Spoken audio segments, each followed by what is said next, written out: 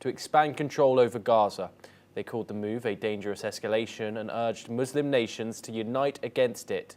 Both warned the plan would destroy chances for peace and violate international law. The meeting came as the Organization of Islamic Cooperation called for urgent global action to halt Israel's plan, while mediators continue efforts for a Gaza ceasefire.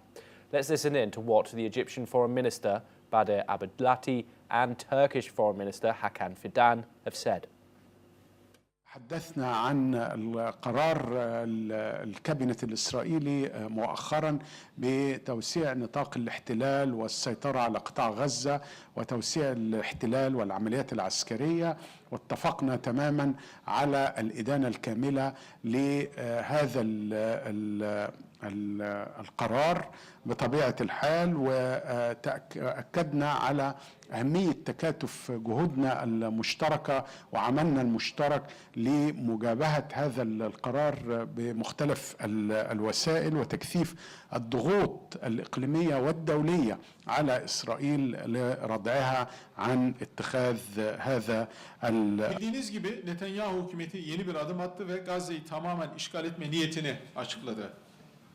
Biz bu planı sonuna kadar reddediyoruz. Söz konusu plan İsrail'in yayılmacı ve soykırımcı politikasının yeni bir aşamasıdır. Bu adım karşısında İslam dünyası olarak tam bir dayanışma içinde hareket etmeli ve uluslararası toplumu harekete geçirmeliyiz. Meanwhile, Russia has warned that Israel's new plans for Gaza will worsen an already dire situation. The Foreign Ministry reaffirmed Moscow's call for an immediate ceasefire and the release of all hostages. It urged all parties to avoid further escalation and prioritize steps towards ending the conflict. We're now joined by our guest.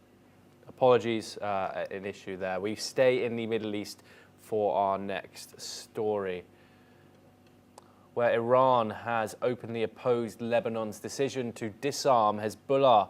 Speaking on Saturday, Ali Akbar Velayati, senior advisor to Supreme Leader Ayatollah Ali Khamenei, has said Tehran is certainly opposed to any disarmament of the group. He stressed that Iran has always supported what it calls the people and resistance of Lebanon and will continue to do so. Hezbollah, which is backed by Tehran, is both a powerful political force and an armed militia in Lebanon.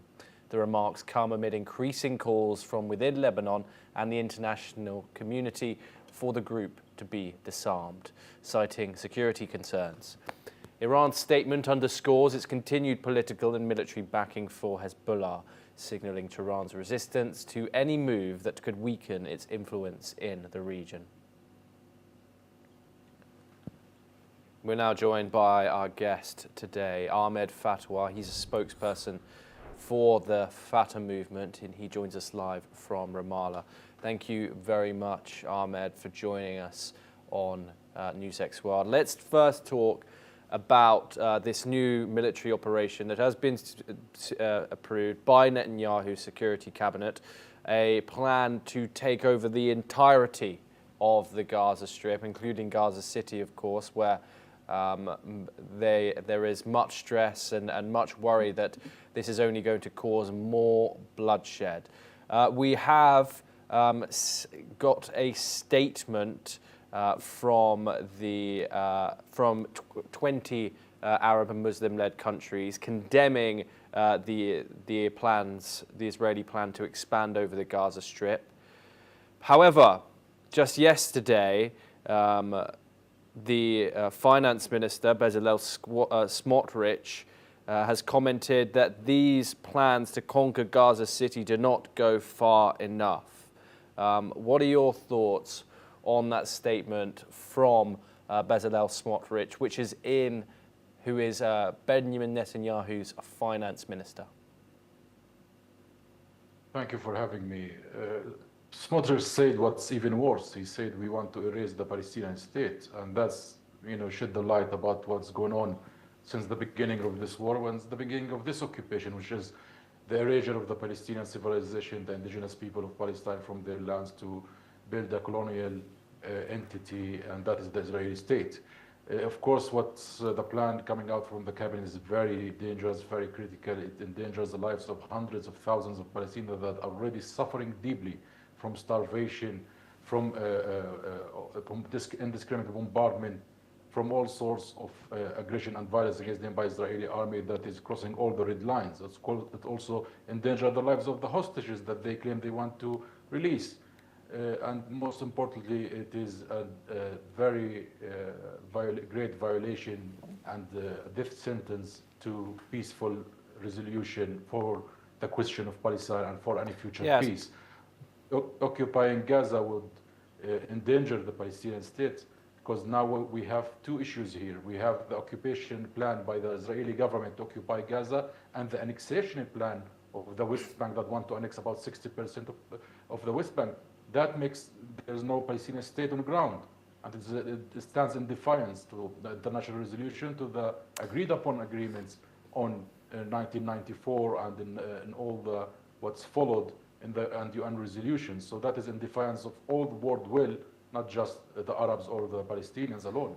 Ahmed, we've just seen this statement with the foreign ministers in Turkey jointly condemning Israel's plan, and we've obviously seen that statement that came from 20 different Muslim-led governments condemning the same plan which we're talking about.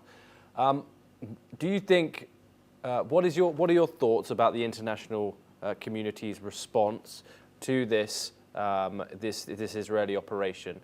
And given the regional alliances in the West Asia region, do you think that these countries are in fact doing enough to support the cause in Gaza? No, this is the mission not only for the Arab world or the Muslim world or the Western Asian countries. This is the mission of the international community. This is what Israel is doing is in violation of the essence of the UN Charter and all the relative resolution for the case of Palestine. So what is demanded now from the entire international community, from the UN Security Council, to take position, because obviously the Israeli government is not listening to condemnation, is not listening to rhetoric, is not listening to any letters. They want action on the ground. Right now they are blocking all peace efforts. So we have to remove these blocks, and it is upon the international community that hold these keys to push forward for a serious policy that would impose the two-state solution.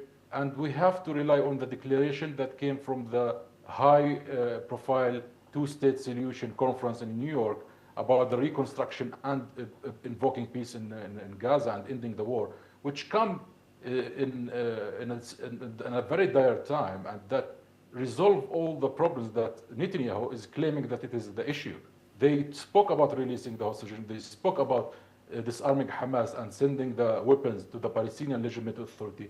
They spoke about for a Palestinian committee from under the umbrella of the Palestinian Authority to go back to Gaza and rule. So Hamas stepped down from power. And we spoke about all the important lines for the two-state solution matter. So Netanyahu actually is blocking that efforts. So it's upon, and frankly here, it's upon the United States to exert the pressure needed on Israel to stop its violation and to go for that plan that comes in conformity with all international resolutions. Yes, Ahmed Fatwa there, spokesperson for the Fatah movement. Thank you very much for joining us here on the programme. We now move over to